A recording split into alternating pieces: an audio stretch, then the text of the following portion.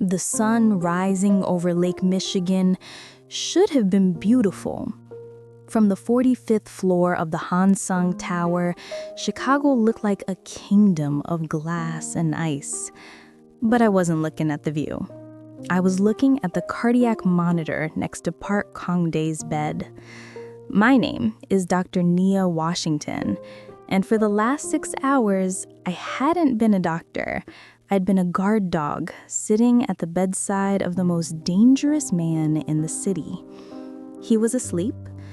Finally.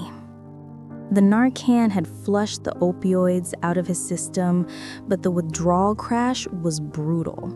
Shivers, cold sweat, agitation. I'd spent the night wiping his brow with cool cloths and forcing fluids down his throat, watching the man who commanded armies reduced to a shivering, vulnerable human. It was intimate, terrifyingly so. I adjusted the IV drip, saline and electrolytes. As I leaned over him, his hand shot out, gripping my wrist.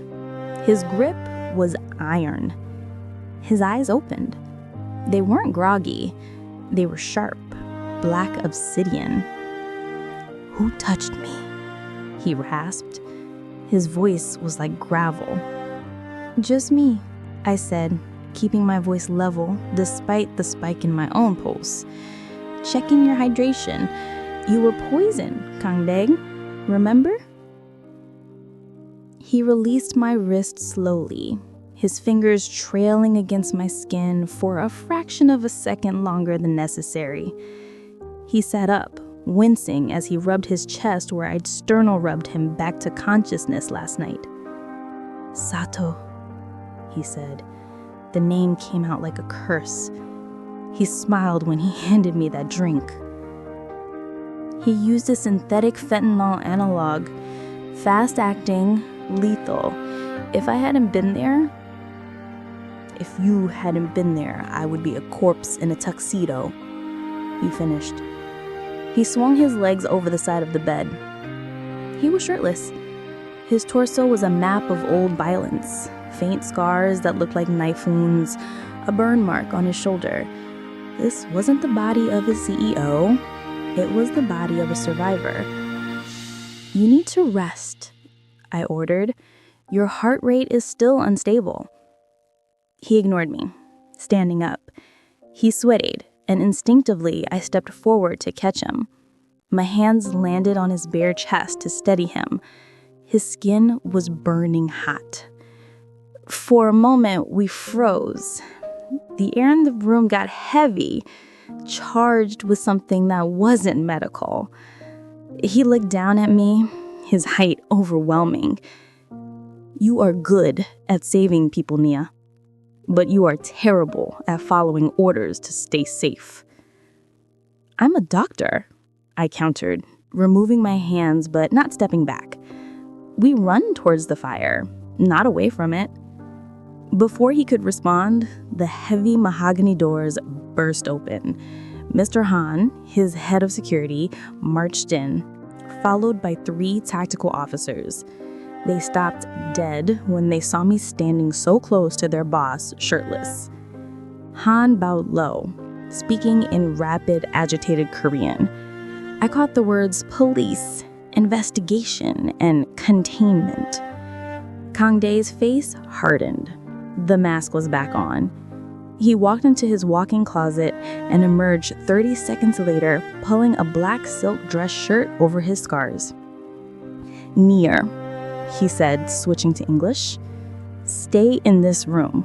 Do not leave. Do not answer your phone." "Why?" "Because Sato didn't just try to kill me. He knows someone saved me. He knows there is a new variable in my house, and he is going to want to know who you are." He walked out, the security team swallowing him up, leaving me alone in the silence of a room that smelled like expensive cologne and danger. I paced. I checked Ji-hoon's room down the hall. He was stable, oblivious to the war starting outside. I went to the kitchen. The fridge was stocked with ingredients I barely recognized. Jars of kimchi, expensive cuts of Wagyu beef, sparkling water. I made coffee. Black. Bitter. Then, my phone buzzed. It wasn't a text. It was a picture. My blood turned to ice. It was a picture of a small yellow house with a porch swing. My mother's house in Atlanta. Taken from the street. Just now. Then a text message followed. Dr. Washington, a shame about your student loans. It would be tragic if your mother had a fall. The coffee mug slipped from my hand and shattered on the marble floor. I didn't think. I panicked. I ran to the elevator. I had to leave. I had to get to Atlanta. I had to get away from this toxic, dangerous world before it burned down everything I loved. The elevator doors opened in the lobby. I sprinted towards the main exit. Dr. Washington! The voice boomed across the marble foyer. It wasn't a guard. It was Kang-Dae. He was standing on the mezzanine, looking down like a king watching a peasant try to escape the castle. "Let me go," I yelled, my voice echoing. "They know where she lives. They sent me a picture of her house." Kang-Dae moved fast. He came down the stairs 2 at a time, cutting me off from my path to the door. "If you walk out that door, you are dead, and your mother dies 10 minutes later."